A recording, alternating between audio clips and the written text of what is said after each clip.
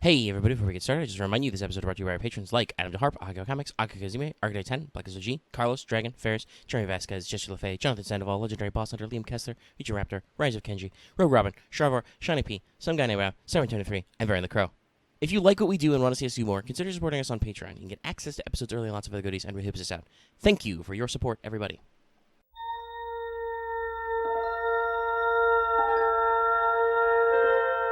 Space. Hello everyone and welcome back to Let's Talk FGO Wanted, the show where we let you know if you want to roll that 5-star. Yeah, so that's not the first intro I wanted to do, but I think it worked out okay. Follow me on Twitter if you want to know about what intro I wanted to use but could not because it was way too long. Curse you, Eagles. Anyway, reach for the stars, everybody. It's time for a brand new limited SSR Foreigner Voyager. If this is your first mission, Wanted will cover a unit's real-life history or folklore, their capital L lore and fate, and also their mechanics, because that affects how some people want to roll, if they can use this unit in a niche they don't have, or if it does something particularly well. And rarity, not star rarity, but frequency of raid-ups. Very frequently telling you only have a 1 raid-up chance in 2 years. A lot of people like to roll, so we'll discuss that later. Now, let us boldly go. But, before we jump into the history, I would like to say probable spoilers on some level for Fate Requiem, which is a light novel series which is not officially translated and is in progress. Only has 2 volumes out, I'm pretty sure it ain't done. So, keep that in mind if you want to approach that with, like, fresh baby eyes or something. You can probably pause it and go find alternative means on the internet right now. But, you know, it's what we work with. Alright, let's talk some history. Okay, so, in a fit of peak Fate weirdness, Voyager is literal. He is the Voyager 1 space probe, which was launched by NASA in 1977. Ironically, several days after Voyager 2 launched for space reasons. Basically, Voyager 2 was also going to do Neptune and Uranus, so they had to do a different route. Space is weird like that. Anyway, as of the time I am recording this, Voyager 1 has been operating for 44 years, 7 months, and 29 days, and as of January this year, made it approximately 155.8 astronomical units from Earth, making it the most distant man-made object from us. That's approximately 23 billion kilometers or 14 billion miles, by the way, if you're counting. Now, Voyager 1's mission is expected to last until around 2025, when its radiothermal power generators will no longer be able to provide its instruments with energy, and even if it somehow continues to work past that date, by 2036, Voyager will be out of range of our deep space network of communications. So, no matter what, we will eventually lose track of Voyager because it is gone, right out of the solar system. Now, that's not what Voyager was originally intended to do, or not just that. Its original mission, when launched, was to intercept Jupiter and Saturn in order to gather scientific data with a wide variety of sensor systems. You can look up the whole list on Wikipedia if you care. So it made several flybys of Jupiter and Saturn and some of their respective moons. Its mission was extended to have it actually leave the area of heliopause and go into interstellar space and study, because we don't know what that's like. It's very far.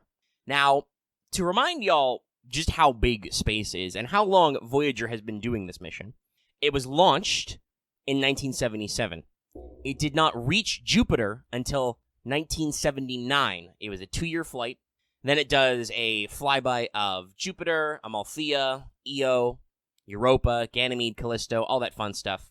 And after departing the Jovian system, it does not reach Saturn until late in 1980, flying by Saturn, Titan, Tethys, Mimas, Enceladus, Rhea, Hyperion, etc. And then after all that, it goes for its extended missions. Now, this is going to be relevant to other stuff we'll talk about later, but in 1990, it took a series of pictures of the planets, which includes the famous pale blue dot image. It is the bed image right now. You can find Earth as a tiny little blue dot in this image. That's the little blue dot. It also features images of Venus, Jupiter, Saturn, Uranus, and Neptune, dubbed the Family Portrait. You can also look up this collage of images, or mosaic, Family Portrait Voyager. Mercury, Mars, and Pluto were not imaged due to various reasons. Pluto was too dim because it's too far from the sun, and Mercury was too close to the sun to be made out. Mars just apparently didn't catch the light at the right time. Orbital Mechanics. This series of family portrait images, by the way, was also the last series of images Voyager took. Its camera system was turned off after this to conserve power. In 2004, Voyager 1 passed through the termination shock around our solar system, where the solar wind clashes with the interstellar medium, so the very far borderlands of our solar system. And in 2012, Voyager 1 actually passed completely through the heliosphere into what is called heliopause, and enters what we actually consider to be interstellar space. That's right, 1977 to 2012 was the travel phase to actually get out of the solar system. Also, by the way, more fun Voyager facts. In 2017, NASA had Voyager fire its trajectory correction thrusters as a test to see if everything was still working okay. That system had not been used since 1980. It's still working. Thumbs up, Voyager. And so, unless we get very fancy with our propulsion, Voyager 1 will always be our furthest probe out, provided it doesn't hit anything. Sir Isaac Newton is the deadliest son of a bitch in space. So long as we don't intercept any objects and anything else, we would have to get very, very propulsion-y to have a probe that is farther away than Voyager will ever be. It will reach the hypothetical area of the Oort cloud. If you don't know what that's about, check out last week's Let's Talk FGO. In approximately 300 years. And it will take about 30,000 years to pass through. Silent nodding. And while we didn't really point it at anything in particular, we just were kind of like, go out there somewhere. In about 40,000 years, it will pass relatively close, 1.6 light years, like I said, relatively, to, is this Gliese? Yeah, I think it's Gliese or Gliese 445, which is located in the constellation Camelopardalis, the giraffe. Yes, that's a constellation. Shut up. Additionally, to the family portrait, Voyager has taken some very iconic images of Jupiter and Saturn and their associated moons. Seriously, go look up the photographs Voyager took. You probably recognize a few of them. They've been used as stock photos for years. So there's images of the Great Red Spot, volcanoes on Io mid-eruption. There's this really swag shot of Saturn in light and shadow. There's that one shot of Mimas, if you've heard of that moon of Saturn at all, that makes it look like the Death Star, etc., etc. Very cool photography. Very great images. Thank you, Voyager. You've also probably heard, if you've heard of Voyager probes at all, of its other claim to fame, the Golden Record. So there are actually 2 gold-plated phonographs. They were placed in each Voyager probe as a time capsule, so Voyager 1 and 2 both have them. It includes a variety of things. They are gold-plated copper cord. It's mostly audio and images. This includes many natural sounds of Earth, waves, thunder, animal sounds, a variety of spoken human greetings, and normal human sounds like walking or laughing, etc. The phrase per aspera ad astra is encoded on the Golden Record in Morse code. Play that back to our last one. There's also a wide variety of music, from classics, Mozart, Bach, Beethoven, to what was then at the time modern rock. Johnny B. Good is included. It was a little controversial, by the way. And also plenty of folk music. A decent attempt was made in the 70s to actually include a variety of Earth's cultures in this. The images encoded on the disc also includes physical images of our solar system and planets, technical diagrams of human anatomy, our DNA, but also images of animals, plants, natural landscapes, lots of human cultural elements, preservation of our foods, our architecture, just a little bit of like, hey, here's what's up.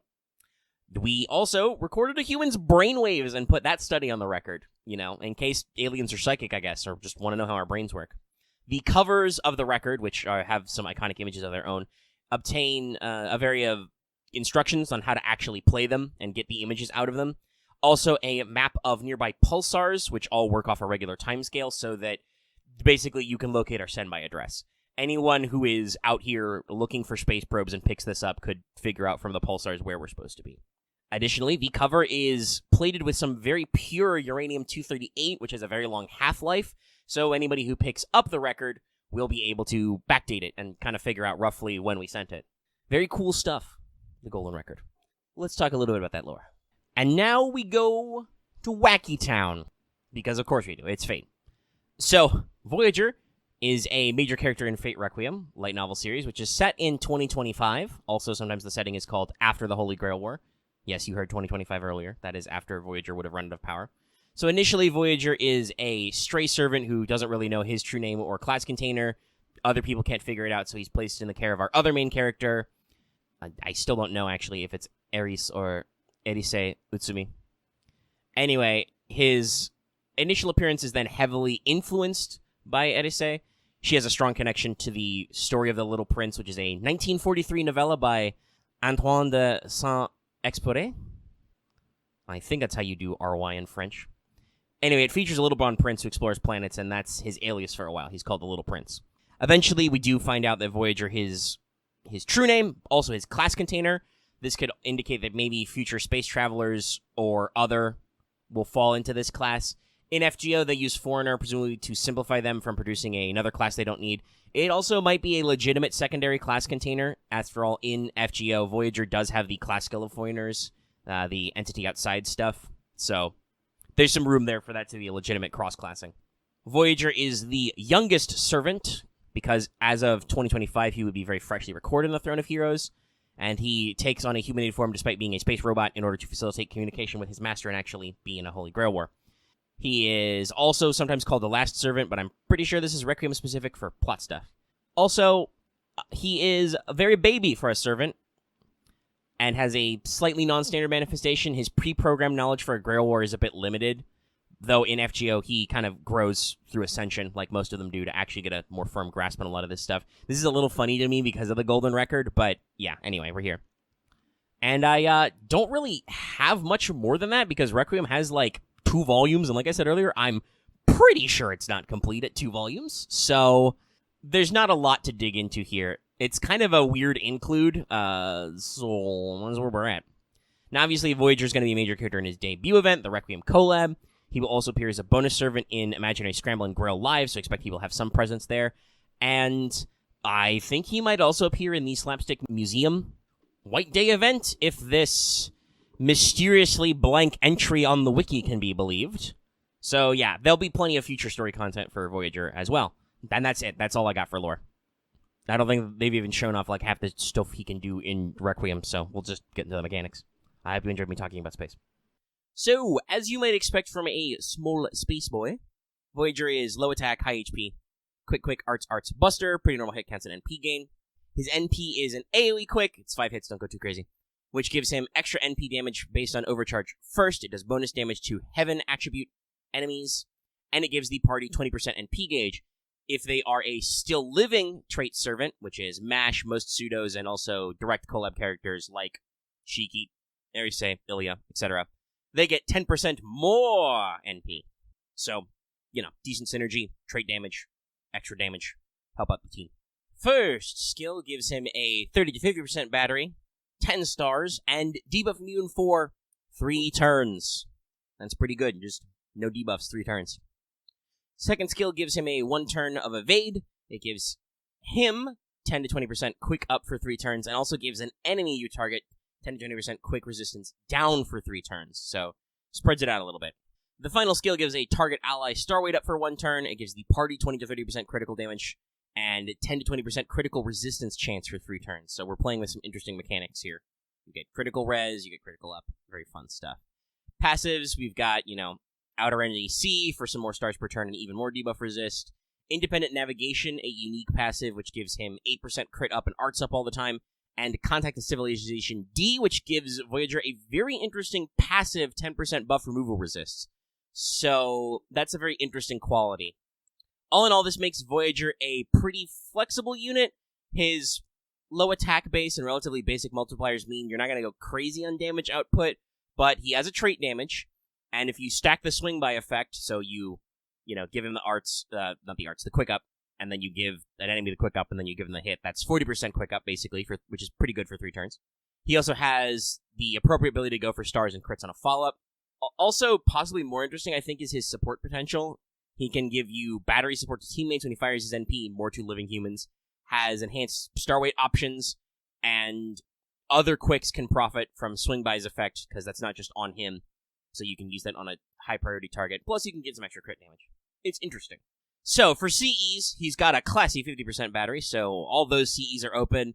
You've got a wide variety of things to choose from the simple Golden Sumo or Fondant au Chocolat, because Heaven enemies are usually having the Divine trait, to a variety of quick-leaning CEs in that vein, Someday in Summer, the upcoming Cherry Icicle, stuff like that.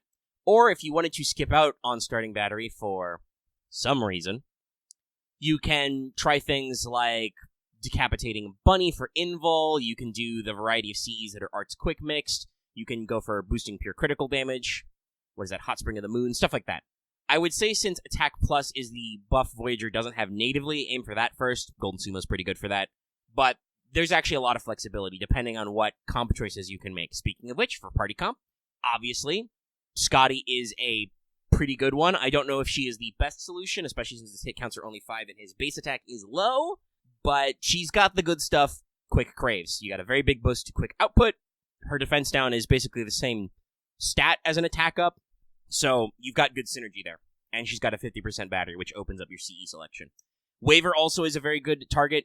You know, he's got his own 50% opportunity, and his attack up and damage plus will go well, and you can't go wrong with a critical booster on a guy who's, you know, half quick. In the future, you might also have him consider working with Taigong Wang, or Taikobo. That's an upcoming writer who has a quick attack up, NP up trifecta buff, and also he himself does a lot of damage to divine enemies, good for a tag team. So if you have a high priority guy you really need to whittle, you can, you know, ping pong back and forth between these guys. And if you really want to get rid of those pesky berserkers, there's a couple of fun foreigners coming out down the line who synergize pretty well. Van Gogh's coming out later this year, packs attack plus, defense down, quick resist down, and star weight up, and her NP gives critical up, which is bigger when used with foreigners, so anybody who's got the outer entity trait gets even more crit up. Jacques also similarly has a charisma variant with attack and critical up, and does self-quick buffs and has her own AoE quick NP, so there's some synergy there, which can be pretty fun. You can also just use Voyager to clear waves and use your favorite ST quick crit hound to actually kill the boss. The best synergy for this is probably Skahak, because she has her own crazy good damage against Divine, so you can probably do some setup there to just, you know, clear ads and then have your actual DPS go in and clinch the work. And of course, being an extra class and a foreigner, Voyager has, let's say, unorthodox mat requirements. So Ascension takes 10 Comet Shards on its own, plus tens of various other things you can see down there. And unfortunately, his skill requirements are just awful. You need 12 soaps, 12 reactors, 15 eggs, god orbs, and Comet Shards per skill. Obviously, you know, soaps and reactors are a little bit older, but they were very in demand, and eggs, orbs, and shards, it's brutal. And that's a very big shame, because you want that 50% battery so much. So keep that in mind if you're rolling. Might be in Mat Hell. Now, Voyager is fairly rare for a servant so far. You've got the Requiem event banner, obviously we're coming up, and he is male, so he gets a regular rotation on Chaldea Boys Collection, but as of this recording, if you're watching this in the future, it might be different, Requiem hasn't gotten a rerun. So you've got to watch out for that. Now, obviously, as a limited SSR, he will also be in Lucky Bag, so you've still got that opportunity, but, you know, you're going to have to be cautious with this one. Though, presumably, Requiem will eventually get a rerun, so you can count on at least one more run banner, but it's a little loosey-goosey, you know? Took a long time for them to rerun Arjuna Altar. Now, he is a bonus servant in Requiem, Imaginary Scramble, and Grail Live, so you've got some future use there. As far as I can tell, no interludes or rank-ups or anything. Seems like a pretty solid servant. And that's really all I got. Keep those dice rolling. So, thank you so much for tuning into Let's Talk FGO Wanted. If you like this video, be sure to give it a like. If you have any comments, you can leave them in the comment section down below. Remember, Wanted is a guaranteed catalyst. You can see your testimonials below. You can also join our Discord. We have a roll thread, which manages to live forever, so you can post about your rolls there. If you're new here and haven't already, please subscribe to our channel to get more Wanteds as they come out, and also our weekly podcast about FGO, Let's Talk FGO. We talk about news, memes, servants, more, discuss in-depth topics, all kinds of fun stuff, so tune in. Even if you're already subscribed, make sure to hit that bell for notifications. You always know when we post a new video, like, I don't know, when I throw a video up at midnight because it's maintenance or something. It's a thing I do pretty often with Wanteds. You want to make sure you're there? Hit the bell. You can also join our channel memberships by clicking the join button or the link in the description. Get access to membership badges and emotes you can use in the comments. It's pretty cool. You can also, like I said at the front of the show, consider supporting us on Patreon. You can get access to episodes early. Could have gotten this video at least hours early, if not a technical day early. Depends on exactly how long this takes to render and upload. But you get stuff early. It's cool. It supports us. It's really fun. That's all I got. I'll see you next time. Spaceship!